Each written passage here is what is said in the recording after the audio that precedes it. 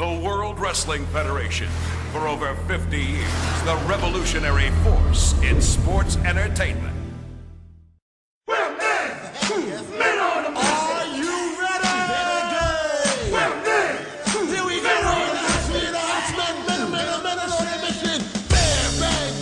Here we go. Welcome to the New Generation podcast on the Backbone Wrestling Network. I'm Tim Slomka. I'm JP. Thanks for joining us again. As always, we're on the journey to relive the New Generation era to find the best and some of the worst of wrestling time period off of Chicago. From Bret and Shawn Survivor Series 92 to Bret and Shawn Survivor Series 7, look beyond the pay-per-views, examine the weekly TV, see what worked, what could have worked, and what failed. JP, how was life? Pretty good, man. Pretty good. How you doing? We're doing great. We got a little fog, smog, everything. Yeah. I heard.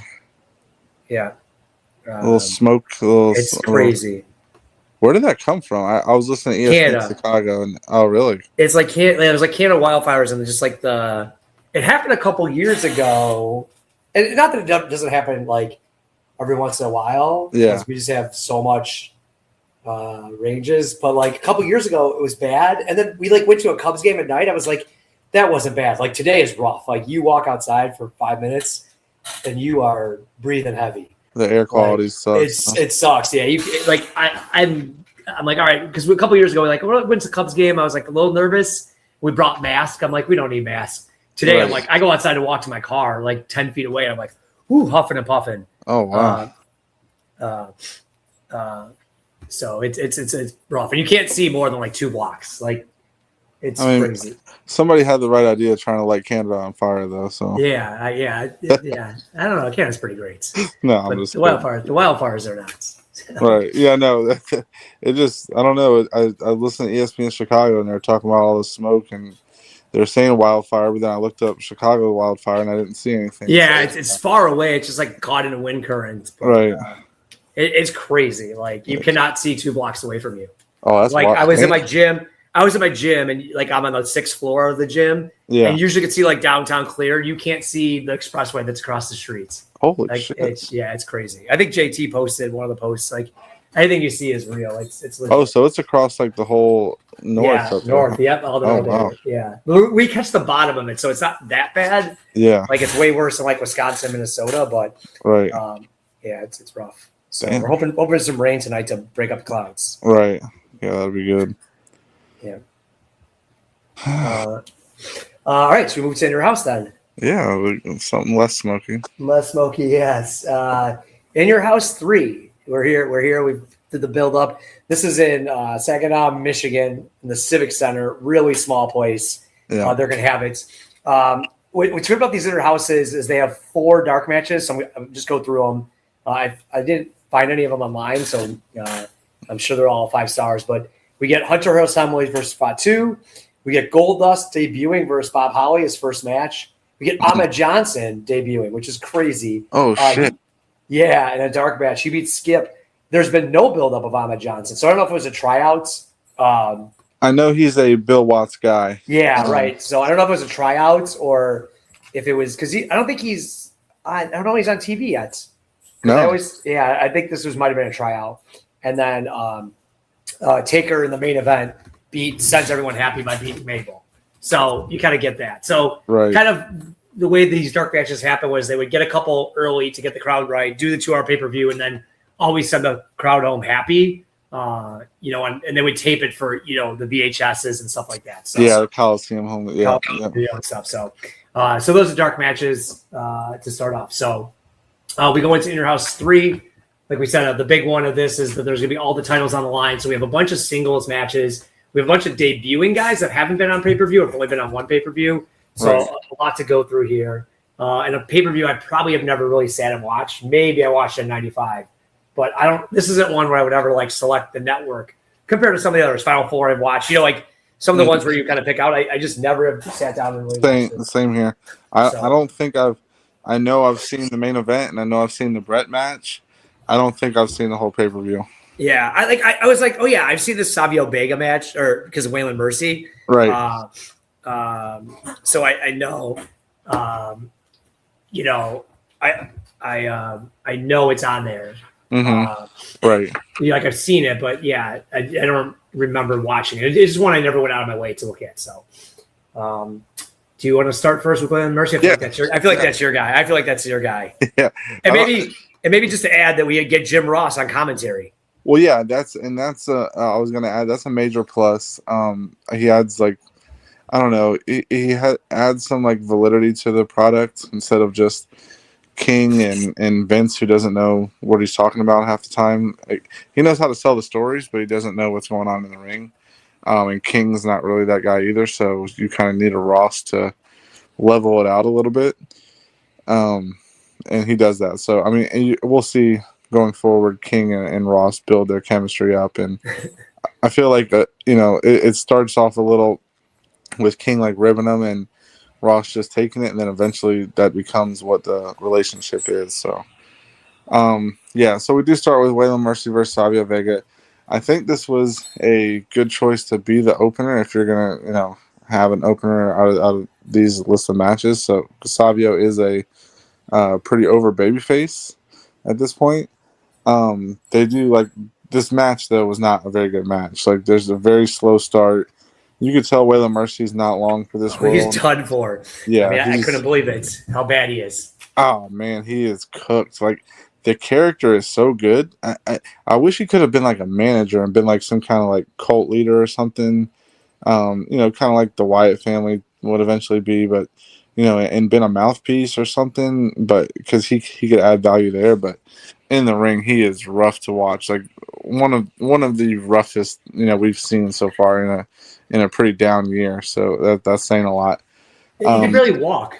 That's the thing. It's not even just wrestling; he's walking. Well, I know Diesel hurts his back with a power bomb, and that's why later. He quits.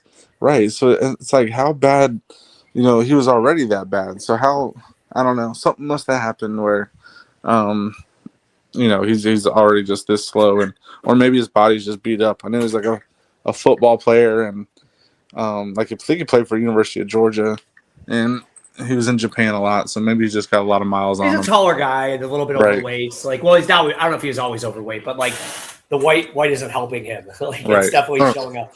Right. Yeah, and we do get a cut in from Doc Hendricks saying Owen Hart isn't there.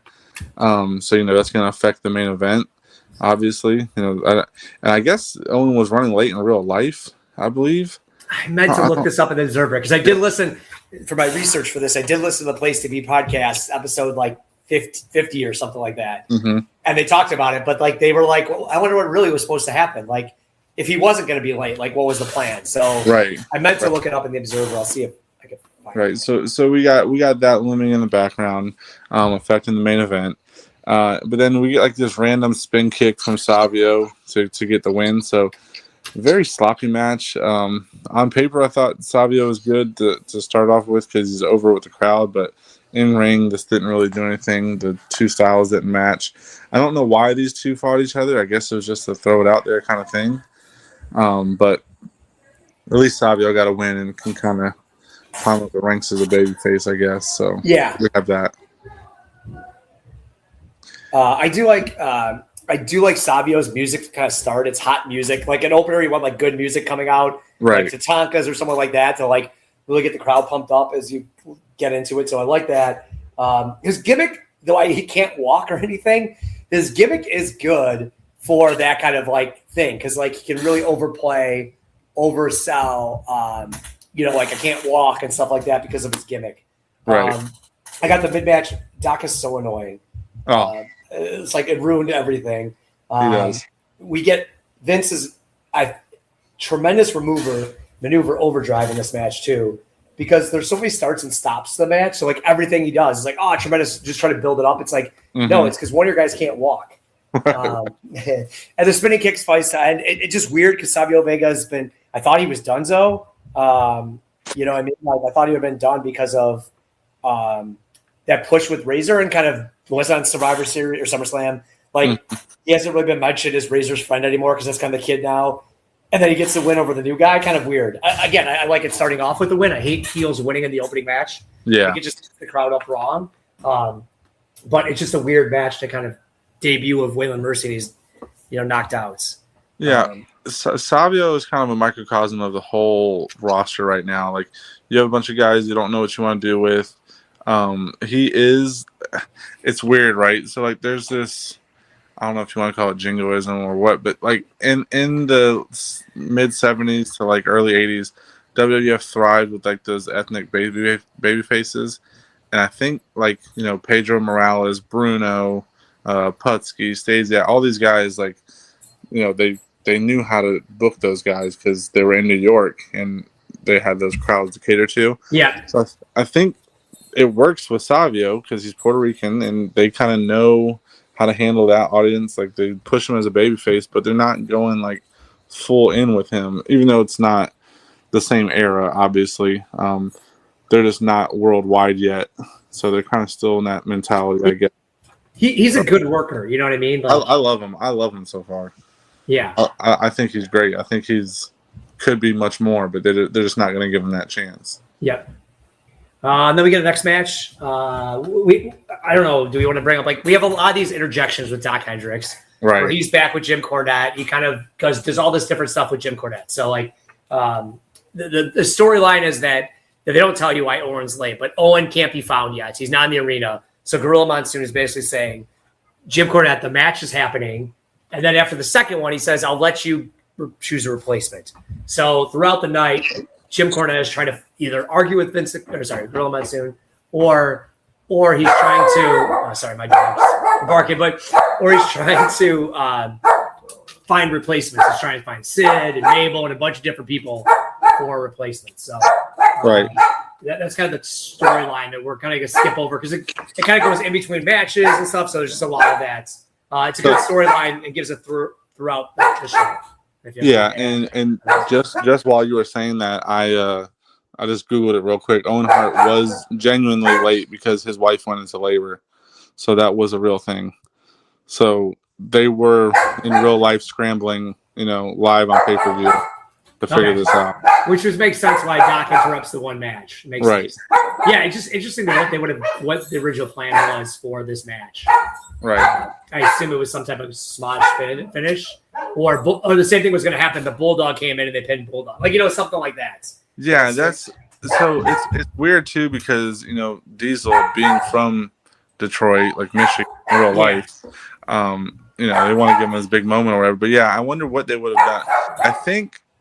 I think they would have went with it either way, the finish how they did, but I don't know if they would have done Bulldog or whatever, but they were going to do what they did either way and put all the belts on them. So yeah, I think that was meant to be the show. Is these two guys are on level playing fields, right? So let's get them together. Right. So next we get Sid versus Hog, Henry Godwin. We get Henry Godwin's maybe first pay-per-view or second pay-per-view appearance. So we get this big pay-per-view appearance for Henry Godwin. He's fighting Sid. Sid's pissed at the pitch. Sid's trying to get back Hog, who slopped Sid. He slopped $1 Million Man. He slopped Bundy. So he's kind of going through the corporation. So payback. Sid really dominates this match. I thought it was a good win for Sid. I thought Henry Godwin looked good in that he sold pretty well for Sid, and that when he did get some offense, he was more worried about getting $1 Million Man, so setting that feud really up versus worrying about Sid. He didn't really care about Sid; he cared about $1 Million Man. So I thought that was done pretty well. And then so Sid gets the power bomb, or no, he gets clothesline win. Yep. He doesn't power bomb, but clothesline gets a strong win, looks strong.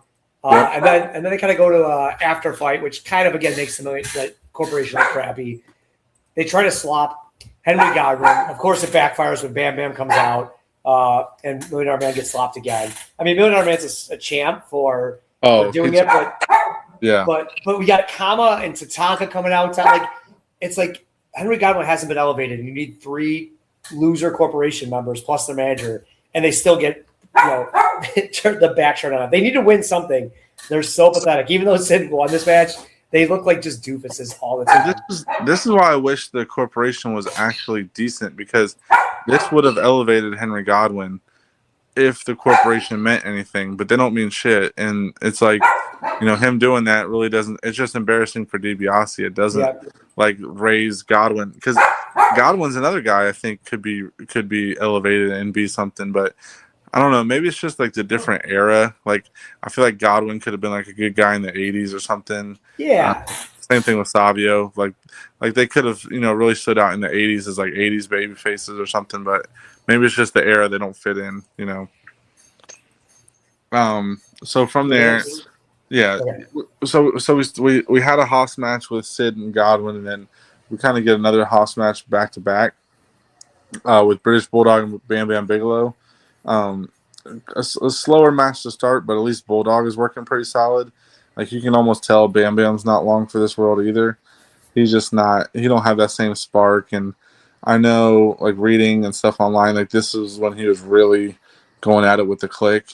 Like he was just fed up with their shit. But even though they thought he was a good worker, and like they would always vouch for him, they kind of made sure he stayed at a certain level. So.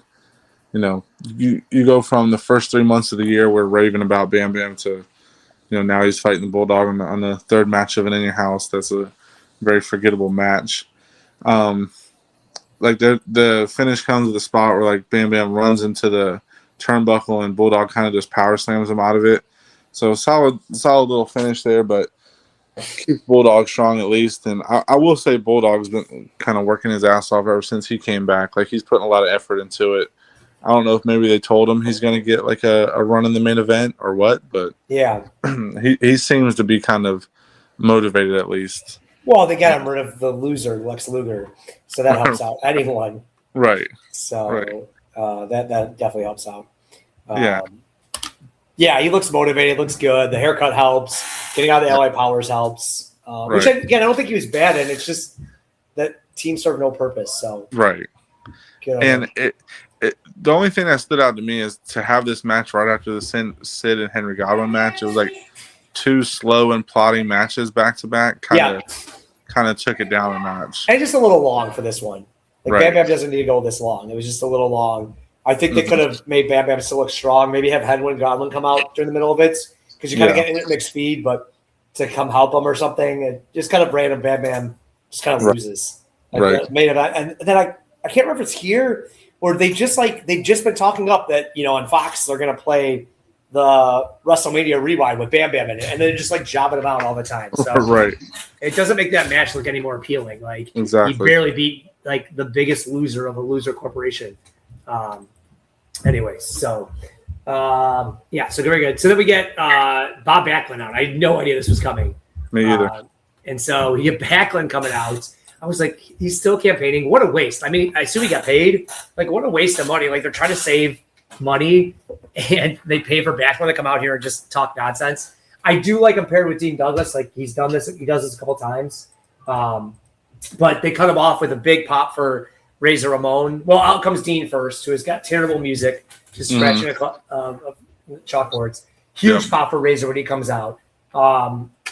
So I like that. Again, they intermixed during the middle of the match. They show Yoko and Mabel together, talk about how they might be tag team champions. Like, you got this hot match that's coming up, a brand new guy showing up in Dean Douglas, and you kind of ruin it by showing backstage footage, right? Backlund, I think, is good. With Dean, like, it makes sense why he's with them. I don't know if they pair together, but that was a good pairing. But again, it's just a waste of Backlund. Not that I need to see him wrestle. But it just feels like weird. Like, we have to cut these other guys so that we can pay Backlund to run for president. It just feels really bizarre. The end of the match comes when Backlund does do something finally, distracts the referee. 1, 2, 3 comes out and counts 1, 2, 3. Razor, like an idiot, thinks he won. Right. And then a cheap roll from Dean Douglas. Sets up Dean is kind of cheap and winning these matches and stuff like that. I kind of like that. Kind of stupid, but Razor being a doofus, falling for the kids 1, 2, 3, and why 1, 2, 3 kid thought that would count and celebrates. Right. Really done. Razor then slaps him hard. Like, I don't know if he meant to do it or knew it was his buddy, but he got him good. And they just kind of fight, and then the referees kind of knock it up. Fine enough match, but it kind of sets up Dean as being this weasel and can kind of win. So it gives him some credibility, and it really is now like, hey, it's Razor 1, 2, 3 kids the feud, nothing else. Yeah, that was going to be my gripe with it. Is if you're trying to build up Dean Douglas and make him an IC contender or whatever, you you just shifted the focus off of him. Even though you gave him Bob Backlund, you're giving him, another mouthpiece or at least like a representative, and you're just gonna have Kid come kind of steal the spotlight. But I did like that part because I do like where the Razor Kid feud is going now, where Yep. Kid's like being the obnoxious little brother kind of type, Yeah. riling him up. So it's pretty cool to see that. But the match was fine as it was. Wasn't terrible. Wasn't great. But I'm glad they're giving Douglas something because he's another guy. As the theme will roll on, will fall victim to the click. And Yep.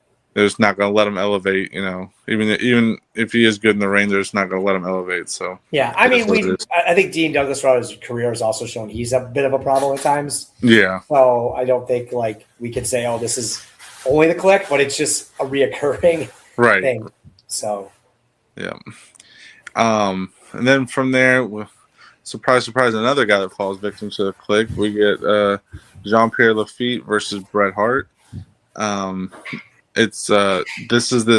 So throughout, I don't know, maybe 96, 97, a lot of the openings to either Raw or like videotape packages would have this dive where Bret dives to the ropes onto Jean-Pierre Lafitte. It's a very famous dive. Yes. Opening a video. So that was pretty cool to see that in the context of the pay-per-view. And then they start with some nice brawling on ringside. I thought it was realistic brawling between the two, which was pretty good. And on commentary, Lawler's ripping the Hart family, which I always love. That he keeps the feud alive through commentary. We've been doing this since '93, and he's just not letting up on Bret. So I thought that was pretty good. There's a spot where Jean-Pierre Lafitte misses a damn front flip to the outside. Bret's standing outside, he dives over the rope to do a front flip and misses, and it hits the mat. Thought that was a pretty sick bump by him. And then they do some good brawling throughout the match, and it's a little bit of a longer match, but I think it's really solid, especially showing that Bret can work with pretty much anybody on the roster and get a good match out of them. No matter the character, Isaac Yankum, Hakushi, whoever they're going to put him with, he's going to get a style of match for them. And then I'm not crazy about the finish. They're kind of both laying on the ground, and Bret just so happens to pretzel his legs up and then roll over into the sharpshooter, and that's the match. It's a good match between the two. I thought it was a pretty underrated match, but the finish was not the most creative, I guess you could say, that gets Lafitte out of there. And he gets his jacket back. So yeah, it's kind of stupid over the jackets. Mm-hmm. They do show a build-up package for it a little bit. The crowd starts hot and a huge front pop for Bret, but I thought the crowd died out pretty early. I thought the action was really good. The missed flip by Pierre. Vince is so confused on one of the moves that Pierre hits, which he says he doesn't hit, and then Ross is like, "No, he hit it, you moron." So Vince cannot call this match. Right. The crowd even couldn't I really like the ingenious of that move. I wish Bret would have saved it for a different match, the sharpshooter, because the crowd just wasn't invested in this. And so they're not I could see in another match where people are ooh, I know it's coming, right? I saw it coming. I was ooh, this is going to be good. And then he literally, until he had him up in the air, then finally the crowd popped. So I thought it could have been used in a better match. I think we could have found a better match to use that in. Exactly. But yeah, it was a good match. Just, I also, looking at the arena, when the crowd was kind of dead, it's a weird arena. It goes so high, but there's only 5,000 seats. So it's this giant thing they built. It's like an Alamo Dome, but it doesn't have 70,000 people in it. So everything seems so far away. So I don't know what it was used for, but that might have hurt the crowd too, of just reactions. Because I thought the crowd didn't do any favors to this match. This is just my opinion. No, I agree. But I thought the match was pretty solid, but it definitely missed that spot. So I don't know if you had anything else to add on the match. No, I thought it's a solid match. I think it's it lays out what Bret has done this year, where he's just fighting all these mid card guys. He's fighting all the occupational guys. And that's just where he's relegated to, which is bad because he's obviously one of, if not the best worker on the whole card. Oh, for sure, yes, for sure he is. Yeah. And then we get Alundra Blaze comes out. Yeah. It just poses, I guess. I don't even Very know what random. to call it. Very random. It was. She tossed a couple shirts out, it looked like, or something. I don't know, but it was. I don't know if they were buying time for Owen. Who knows? It was You very know, bizarre. I don't think we've ever seen her do this before. She hasn't been mentioned in like 2 months, Right. and then she shows up, and it just again. I think at the time we got to be a little bit thinking like women were treated a little differently, but it just feels very sexist. Well, and they did it and with everything. Sunny and Sable too later on, like Oh yeah. Right, Yeah. but that was like different. I feel like Yeah. this was like this is our women's champion. This is all we can do for her. Where I think like Sable definitely was treated like, hey, we know you're horny men. Look Yeah. at this, right. This Yeah. wasn't done as that, right? Like it wasn't. It was like I don't know. It was just very bizarre. It wasn't like. I wasn't. No one I think out there was like catcalling her. Like, oh man, look at her, how hot she looks. Like, you know what I mean? It was very bizarre. Yeah, like you're sitting around backstage, you're about to go earn this paycheck. Go walk out there. Go walk out there, but you're not gonna look good doing it. Wear this in your Right. crappy in your house shirts. Yeah. Yeah, it was bizarre. So, as Bulldog would say, it is glorious. Bizarre. So that was good. And then after that, we get Cornette realizing, why didn't I think of Bulldog? I could have thought of another idea that I was thought of that I thought it would have been cool. Maybe 1, 2, 3 Kid using, like kind of setting up that heel shirt. I thought that would have been a cool idea too. But the Bulldog one makes the most sense because especially where we go for the next main event next month. So Right. Cornette's like, I can't believe I didn't think about it. I do like that it kind of sounds stupid, but he does bring up like, oh, Bulldog's fought already. So, but he's going to give it a go. So he kind of puts in the thing like, hey, Bulldog's already gassed, right? So I like that because it does kind of sound stupid that he couldn't think of it. But he kind of brings back like, oh, Bulldog fought already. He's agreed to do two matches in one night. So I like that. So we get this tag team title. I was so confused when Shawn's music hit because I thought it was going to be for both guys, but they do both get entrances, both get their own music. Bulldog at one point grabs Fuji's flag and starts waving the Japanese flag, which just makes no sense when I died laughing when he's on the ring apron waving the Japanese flag. Shawn takes all the punishment in this match. Really a rough match when Yoko's in there. It's great that he's in the tag, but it's Owen and Shawn really in the match. And Diesel does get hot. And Bulldog does do some stuff, but I really think Owen. Bulldog. Yeah, you're right. Sorry, I meant Bulldog. Yeah, nothing with Yoko. Yoko is drenched in sweat too. Drenched in stuff, and the only move he does is his nerve hold. Yeah, and they even talk about it like that. They do a cool move where like they throw Bulldog into the corner into Yoko, and then Yoko falls on him. Like there was some creative tag team stuff in which Yoko is good in the tag team, but like when he's individually in the ring, he's brutal right now. It's just nothing he can do. So then the ending of the match, which again was a pretty good match, given Bulldog was already this is gonna be 20 plus minutes of inviting. They out of nowhere, Owen comes out, nails Diesel from us behind, and then Diesel turns around and jackknifes him. It doesn't make Owen look the strongest, but I do like that it's instantaneously with him like beating him down, just like, hey, it kind of is a fluke. Owen wasn't ready, whatever. Like you could kind of buy it. I'm not. It's not the worst thing that ever happened. And you get the 1, 2, 3. Diesel wins, and Vince says they're tag team champions. So crowd's going crazy for it. They get a lot of pictures of them holding each other, jumping on each other's shoulders. Like great for that standpoint. But the match just kind of ends, and all of a sudden you're like, whoa, they're going to have all 3 belts. Feels like a bit much, but fine enough match. Just Yoko's done. He's done. He can't wrestle, and there's this intrigue of like he pinned Owen Hart, not Bulldog. Yeah, it was a weird finish. Like to pin Owen was kind of weird, and to just celebrate after it. Like I thought we all agreed Owen wasn't going to be in the match, but it does lead like storyline. It does progress that. Obviously, they just wanted all the belts on Diesel and Shawn for at least a night or whatever, like just to say they had them. Obviously, a power play by them. Yeah. And like I said, cool visuals. It will be a cool visual, right? Like of all that stuff.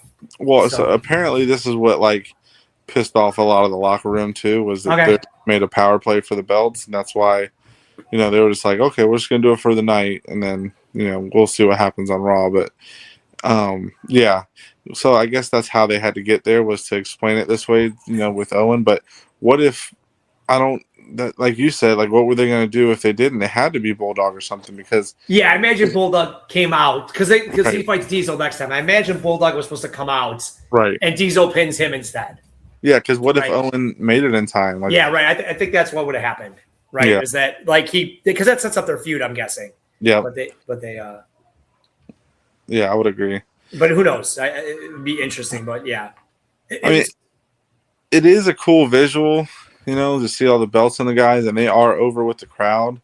So it does lend into that. But like, at the time, I would have been like, okay, yeah, that's pretty cool to do that. But you see it in hindsight, it's like, oh god, they just want the belts for themselves, and they're probably just doing it because they can, kind of thing. But try not to be as jaded of a fan. So looking at it from what I would have looked at it as a 9-year-old, I'd be like, okay, that's kind of cool that two dudes with attitudes got all the belts, and I'll see where they go from here. Because are they going to defend them, or are they going to go from there as all the champions or whatever? So we'll see. Yeah. Anything else you want to add on the pay-per-view before we go to awards? I think it was solid. It wasn't the best. In Your House, In Your House has given us a couple good matches, but I don't think In Your House has given us a really good show yet so far, top to bottom. Yeah, I thought this was one of the better ones of In Your Houses, and the main event was fun. You got to, like, if you got all this politics and stuff like Right. that we know, and it was fun enough, right? Like, it was a fun match. It was something different. Yeah, I thought it was fun. It was cool. The front match was in ring solid. So it was a good, fine enough pay-per-view. It's just kind of inconsequential. And the feuds feel really weak here, don't you think? Like, we kind of got Sid versus Hog. And Yeah, I guess that's Bret what I and feel the like. Jacket. Like, there's just doesn't feel like a lot of blood feuds. Where I felt like even SummerSlam there wasn't, but we just have a rough time with feuds in '95 that like you care about. Even Razor Dean feels very weak. I think it could have built to something better, but it feels very light on deep feuds. Oh, that's actually good. You know what? That might be why 95 is so bad, because there's not a great feud. It's just like, a series of, matches here and there Right. that pop up, but nothing like you can really sink your teeth into. Yeah, the biggest thing is Bret and Lawler, right? I think Right. that's been well, but like there's a lot of these other things that feel very weak. Right. And I would say Diesel Mabel, I think we like the build up for that a lot. Yep. But some of this other stuff is just very weak. So it was kind of an inconsequential show. I think it was a lot to get a bunch of guys on. I think In Your House 4 will have the same thing. Hey, we've got all this new gen talent. We're going to bring a lot of guys in that give them a pay-per-view run, which, again, I don't mind. WCW is good at this, of not just having the same 10 guys every pay-per-view. So they're probably trying to find their way. Like, Taker's not on it. Feels like a miss. Next month, Bret, they're in Canada. Bret's not on the pay-per-view. Like, just there's some big swings and misses with this early on. But I think it's not a bad idea to kind of give you, hey, we have these other guys. It's not only about the 4 guys in the main events. Mm-hmm. All right, let's move it to awards. Let's see if anything else. No, I'm good. Okay, most new gen outfits. I guess for at least her being out there, I'll go with Alundra Blaze. Blazes In Your House crap shirt. Yeah. All right, sorry if you loved it. I'll pick a Waylon Mercy's all white outfits. Oh, nice. It was, His outfit, funny that he fought Savio, because Savio would be wearing that outfit in about yeah, he must have maybe took it from him. Maybe said, Right. hey, it looks pretty good on you, or didn't look good on you. I can make it work. Right. My fat guts, too. Most new gen performer. This I'm gonna have to give to Bret. The way he just elevated the feet, used, Yep. shown that he's more than what he's being booked as. All right, I'll give Bulldog. Most of his new gen career is in the heel role, right? I think. Yep. I thought he did great in the heel. I liked it, so I'll go Bulldog. Worst match or segments? I'll go with the start with the Waylon Savio match. I thought that was just really boring. Yeah. Yeah, it's disappointing. He just can't go. I was gonna go Blaze, but I'm actually gonna go Doc Hendrick. He was extra annoying. He pretty much wins all of this. He was extra annoying on this stuff. Like, he didn't sell the Owen storyline good enough. I guess it was rushed, but I just can't stand the guy. Yeah. Best match or segments? Bret versus Jean-Pierre Lafitte for me. And then I'm gonna go the end of the tag team title match. The main event, yep. The main event, yeah. I think it was cool. I think it was a good visual. Again, I get the politics, everything else, but I think like you bought that pay-per-view. I think as a fan, you came away like that was pretty cool. I would say, you know so. I mean? Yeah, I think if you were just a wrestling fan, not a super mark and not a internet reader, like I think that was a pretty cool ending. Stock up or down? Sorry. Let's stock up. Sorry. Stock up. I'm gonna go with Bulldog. I feel like he wrestled 2 matches. He really carried the weight in the tag team match after already wrestling a match. So I feel like he's elevated up to a next level. I'll go Savio Vega for sneaking out the win. That he got that in. And he was over with the crowd too. Great. Oh yeah. And I think he's a great person to start with his music and stuff. And coming out and he's got the flag waving. He's just got a lot of the gimmicks of a good baby face. Right. He's solid enough in the ring. All right. Stock down anyone. Waylon Mercy. I feel like man, this guy character-wise he's cool, but in the ring is atrocious. I'm gonna go Razor Ramon. I usually go. I think we always go Corporation here. We should rename it the Stock Down Corporation Award. I'm gonna go Razor, losing to Dean, kind of falling for the 1, 2, 3 kids pin counts. Like it just wasn't great. And then we know the backstage stuff that he starts pulling here. So I'm gonna go Razor Ramon. Good call. All right. So we got new tag team champions. We'll find out on Monday night that there's some changes with that. So we'll figure that out. Will lead to In Your House 4, which is notably one of the worst pay-per-views of all time. Oh, yeah. So we'll see if the build is any good or if it really is just like a code in. We get some Bill Watts stuff happening, right? Some things happening too. So I think it's a crazy couple of weeks that we have for In Your House 4. Yeah. I don't know that leads to anything good. We'll see. Right. We'll get some debuts too. I know we got a couple guys that's going to start showing up. So. Yep. So we'll be back in 2 weeks. Thanks for listening, rating, and reviewing. Talk to you in 2 weeks. Yes, sir.